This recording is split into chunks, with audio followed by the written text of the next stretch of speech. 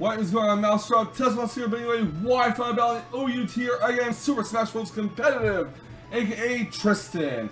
I've seen some big threats, including the Bishop, which completely fucks over my Mega Manectric and Lender's T-Core because of Defiant. I honestly think Defiant is a very broken ability on Bishop. But at any rate, this is going to be a very tough battle. What I need to do is make sure I do not send out Lender's T or Mega Manectric while Bishop is out. Because once it activates this Defiant, whoa baby, Sucker Punch is going to knock my Pokemon's lights out. On my team, he has Wormwash, he has Bishop, he has Mega Aalakazam, he has Gengar, Congelar, and Clefable. On my team, I have Mega Manectric, Lender's T, Porygon 2, Asmodee, Volcarona, and Skarmory. I'm really hoping he does not lead off with the Bishop because that is going to put me in an awkward position because no matter what I lead off with, it can only go bad. Because Bishop Sucker Punch can knock out Volcarona due to Volcarona's frailty. Skarmory can't do much with Bishop. Asmodee can probably flinch due to Iron Head when I try to go for Superpower. Porygon 2, well, he just can't really do anything to Bishop either. And Mega Manectric and Lender's T, you guys already know because of the Defiant ability, so this is going to be a very, very, very tough battle for me, and I really have to watch out for that Bishop, and I really got to work around it. So let's see if I can actually work around it in this battle, shall we? Let's get right to the battle.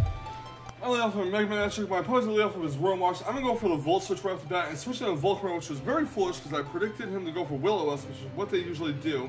They want to usually tag whatever comes up with Will-O-Wisp, be it my Porygon 2 or Lender's T in pass. So yeah, I do go for the Volt Switch.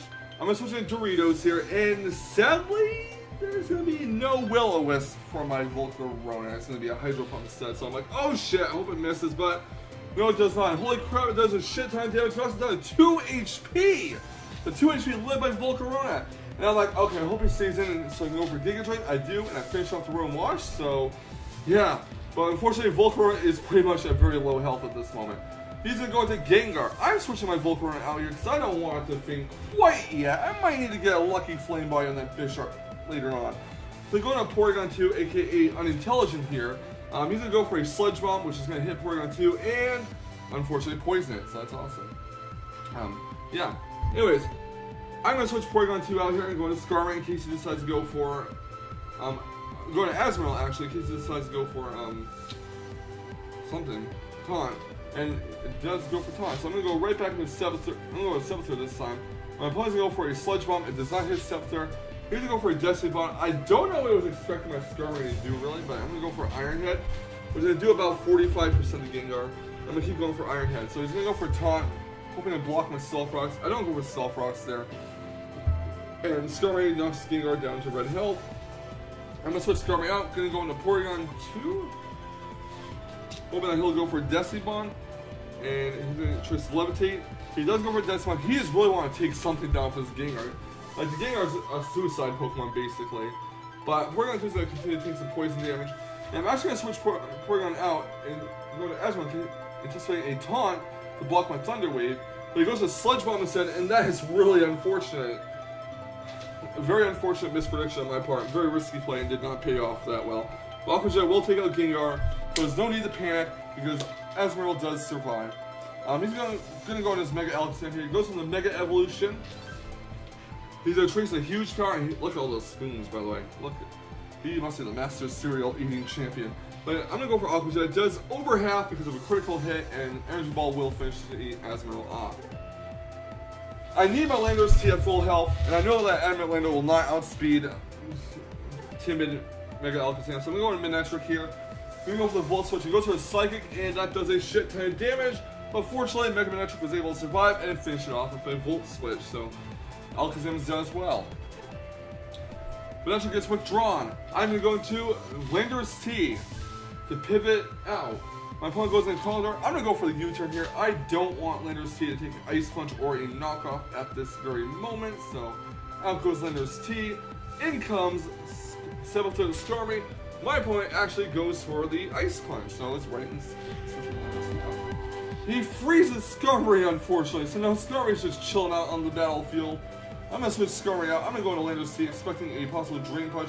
But no! After the Intimidate, he goes for a knockoff, which I'm like, oh fuck. Good thing I didn't need Scarf Flame off or anything. Then go for Lender's T's U-turn again, get as much chip damage on Congelar as possible. Out goes Lender's T. In comes Sepultura to Skarmory, as my opponent does go for yet another Ice Punch. So I'm like, yeah, you keep taking rock damage, buddy. And he's actually going for a Mach Punch. I don't know why he was going for a Mach Punch at that time, but yeah, Skirmish is just still chilling out. Chilling out some more. He goes for a knockoff. Takes some more Rocky Helmet damage. And now there's no more Rocky Helmet, so I'm going to just basically stack out the Skirmish here. He goes for a Drain Punch, which is fine. I really want Skirmish to all out, and that's the thing about freezing. When my Pokemon get frozen, they're like frozen for at least 8 turns on average. Sometimes they freeze out immediately, but most of the time, they're frozen until they faint. So Skirmish is down. I'm going to go in Doritos the Volcarona. And I'm going to go for a Fire Dance. He's going to go for a Mach Punch, which is going to knock my Doritos down to 47 HP. And Fire Dance will finish off the Conkeldurr, even with the Assault Vest. So Volcarona does get a +1 special attack boost. And out comes Clefable. Now, this is strategy right here. I'm trying to take down Clefable to low enough health where Earthquake from Lender's Sea will faint it. Fortunately, the Fire Dance does not take out. It goes for a Moonblast. And I want Volcarona to faint. I want it to faint. The reason why is this. I only have a 37 HP Mega Manectric. I only have a less than half full health Lender's Sea, and I have a very low health Volcarona. If Fire Dance takes out Clefable, then his Bisharp will be the only Pokemon left. It'll go for Sucker Punch, and it will knock out my Volcarona. I'll be forced switching an Intimidate user because those will be the only 2 Pokemon left, and thus he'll get Defiant Boost and Sucker Punch my Pokemon's face off and win. So fortunately, I did let Volcarona faint to the Moonblast. I go to Mega Manectric here. I'm going to go for the Volt Switch. Here, it's actually a risky play. I should have switched to Lender's Sea instead, but Volt Switch will finish off Clefable. And out comes Lender's Sea. Because Lender's Sea was in before Bisharp came in, Intimidate will not apply. Therefore, no Defiant Boost. It turns out my fear of a Sucker Punch is all for nothing because he does not go for a Sucker Punch and he will faint due to the Earthquake, so that is good. So yeah, I made a very safe play there. And the reason why I said that switch out into Manectric was maybe a big mistake was because he could have switched in his Bisharp and easily taken that Volt Switch.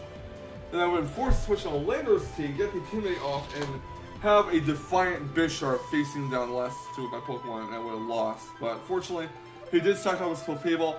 Lender's Sea came in before Bisharp. Intimidate did not activate, and thus I was able to Earthquake with no fear of a Defiant +1 boost on him. But good game, Super Smash Bros. Competitive. Thank you so much for the battle, dude. I appreciate it. Leave a like, comment, subscribe if you want to see more, and I'll catch you guys all on the flip side. Stay salty, Rage Queers.